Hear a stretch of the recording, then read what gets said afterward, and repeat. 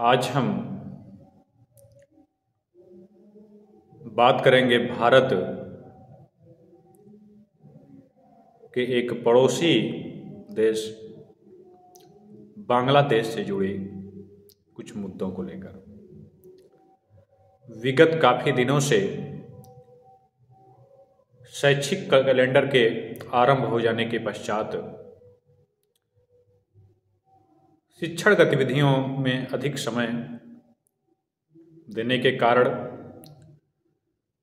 अंतर्राष्ट्रीय समसामयिक जो घटनाएं परिघटनाएं हैं उनसे आपको अवगत कराने में, उन समाचारों का विश्लेषणात्मक व्याख्यात्मक एक खबर प्रस्तुत करने में असमर्थ रहे हैं। किंतु इस समय एक विशिष्ट खबर चल रही है, सूचनाएं भी छन छन के निकल रही हैं। चूंकि 5 अगस्त 2024 में बांग्लादेश में सत्ता परिवर्तन के पश्चात आवामी लीग की प्रमुख, वहां की प्रधानमंत्री शेख हसीना और उनकी बहन रेहाना का पलायन होता है। उनके द्वारा भारत में शरण लिया जाता है और तभी से भारत और बांग्लादेश के रिश्ते में, जब से कि वहाँ मोहम्मद यूनुस के नेतृत्व में केयरटेकर सरकार चल रही है, समस्याएं दिन प्रतिदिन बढ़ती ही जा रही हैं।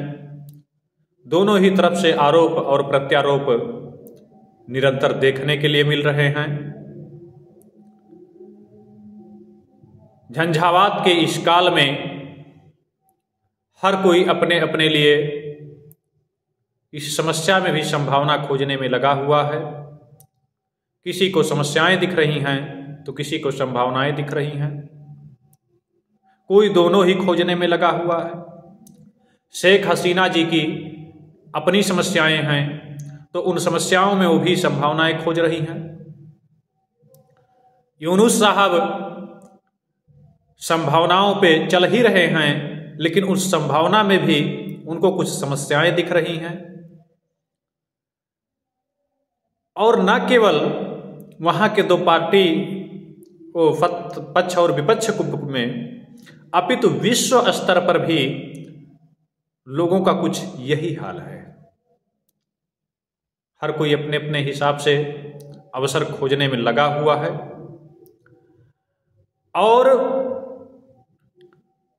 शेख हसीना के प्रत्यर्पण को लेके लगातार यूनुस और बांग्लादेश की सरकार आक्रामक रही है।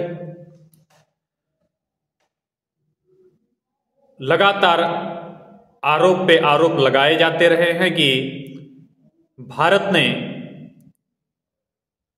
शेख हसीना के माध्यम से लगातार बांग्लादेश के अंदरूनी मुद्दों में दखलंदाजी का कार्य किया है। भारत में रहकर शेख हसीना बांग्लादेश में अपने पार्टी की गतिविधियों का संचालन कर रही हैं और बांग्लादेशी नागरिकों को भड़काने का कार्य कर रही हैं।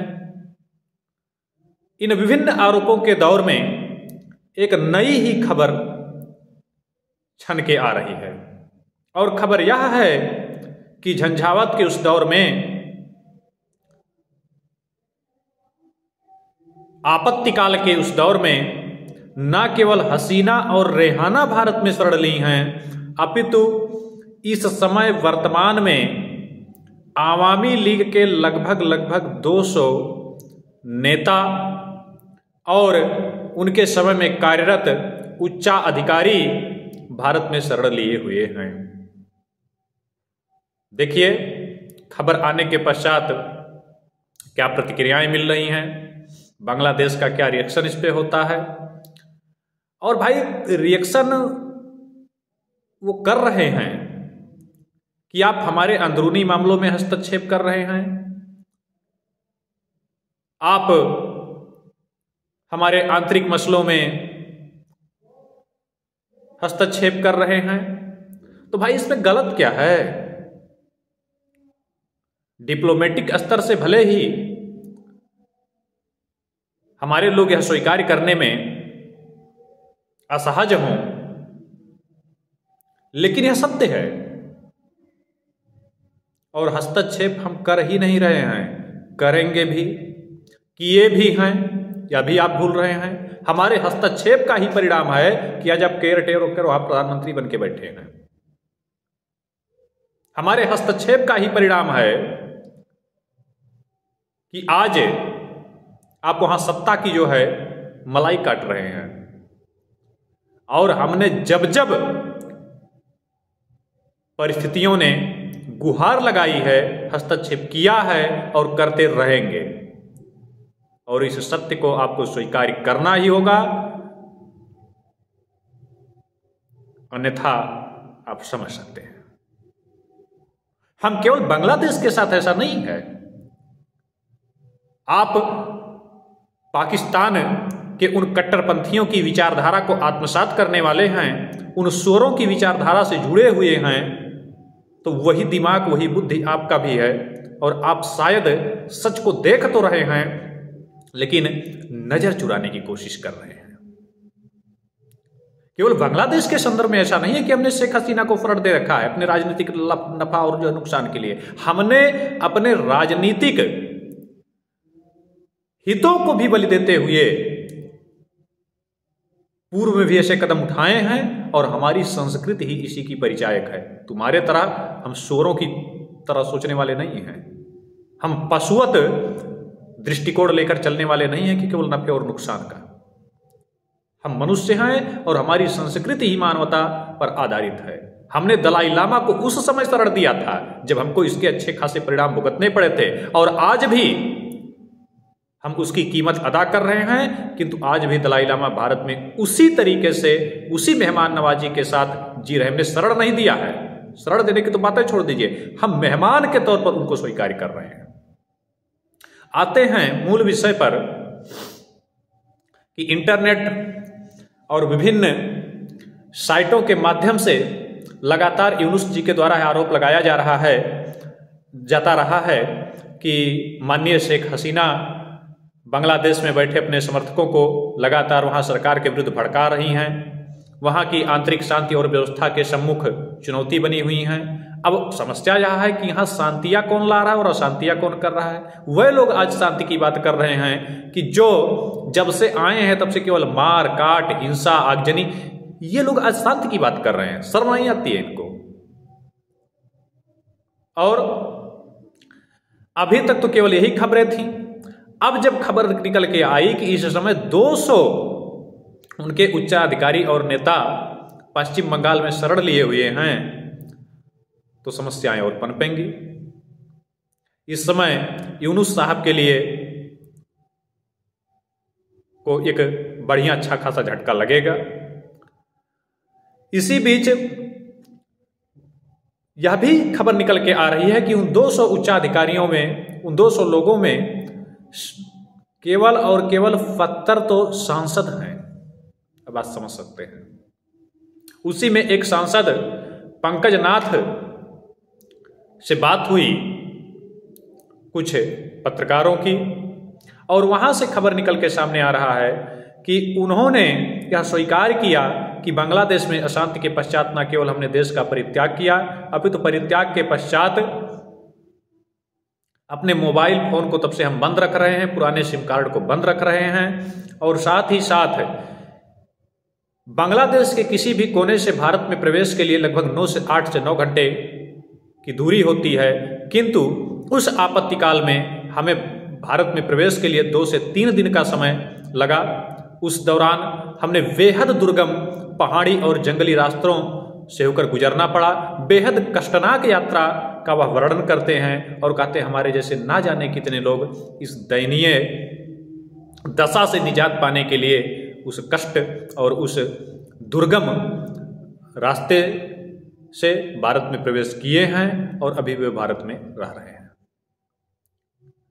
उन्होंने से जब पूछा गया कि इस समय आप कहाँ रह रहे हैं, आपने किस तिथि को कब वहाँ से पलायन किया? तो उन्होंने कहा भैया पलायन शब्द प्रयोग में मत लाइए, पलायन शब्द से हमें पीड़ा होती है, हमने पलायन नहीं किया है, अभी तो ये हमारी रणनीति है।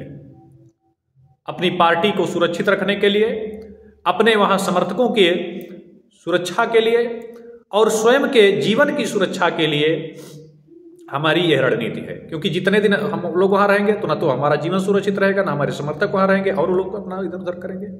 तो इसलिए हम लोग भूमिगत हुए हैं, ना कि पलायन हमने किया है। यहाँ आने में भी मूल उद्देश्य हमारा अपने लोगों का हित ही जुड़ा हुआ है और अपना भी हित। वो कहते हैं, भावुक कर देने वाली बात कर जाते हैं और कहते हैं कि दिसंबर में माँ का निधन हो गया। निधन के पश्चात यह घटना परिघटना आजीवन मुझे याद रहेगा।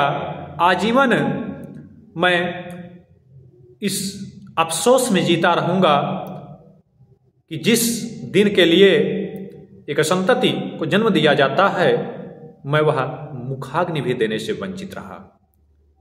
मैं अपने मुखाग्नि देने के दायित्व की भी पूर्ति नहीं कर सका।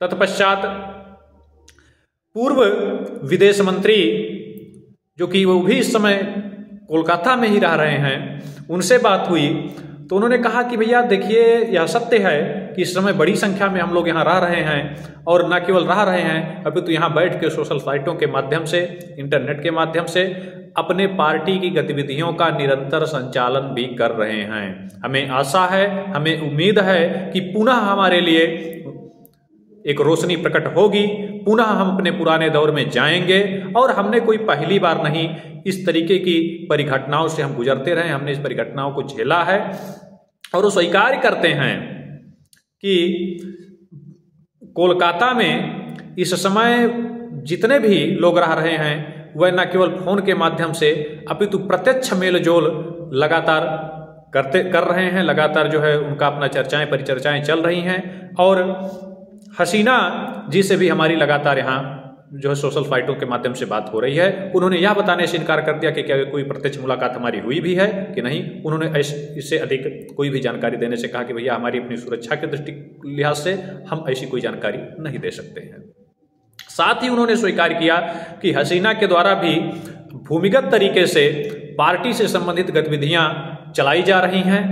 हम लोगों के जो सवाल होते हैं उनका व्हाट्सएप के माध्यम से यानी टेलीग्राम के माध्यम से जवाब दिया जाता है और विभिन्न प्रकार के ऑडियो के माध्यम से वो लगातार हम लोगों को संबोधित भी कर रही हैं, लगातार हम लोगों को प्रेरणा दे रही हैं। तो इस प्रकार से देखा जाए तो जो यूनुस के द्वारा अभी तक आरोप लगाए जा रहे थे कि बांग्लादेश के लिए हसीना मुसीबत हैं और भारत के द्वारा उनको बढ़ावा दिया जा रहा है, वो आरोप उससे भी जितना वो लगा रहे थे उससे भी आगे जाके यहाँ पे घटनाएं हो रही हैं। और उनके लगभग देखा जाए तो पार्टी के अधिकांश नेता, अधिकांश उच्चाधिकारी भारत में बैठ के और पार्टी को पुनर्जीवित करने के लिए, पुनर्जीवित करने के लिए लगे हुए हैं। रोचक है, देखते हैं कि आगे क्या चीज़ें निकल के सामने आती हैं। हसीना जी अवसर खोज रही हैं पुनः सत्ता में जाने के लिए और अफसोस है वहाँ से पलायन का। यूनुस साहब सुख काट रहे हैं सत्ता का, सुख भोग रहे हैं सत्ता का और अफसोस है कि सत्ता कहीं छीन न जाए। इसी के साथ आज इतना ही। पुनः एक नई घटना के साथ हम उपस्थित होंगे जिसमें CPEC के को टारगेट करते हुए जिस प्रकार से भारत के द्वारा IMEC लाया गया था, वो भी उम्मीद जग रही है ट्रंप साहब के आने के बाद से कि अब तेजी से जोर पकड़ेगा और उससे जुड़ी जो भी बारीकियां हैं उसको लेकर हम एक नई वीडियो के साथ कोशिश करेंगे, नए लेक्चर के साथ आपके समक्ष उपस्थित हों। आज इतना ही।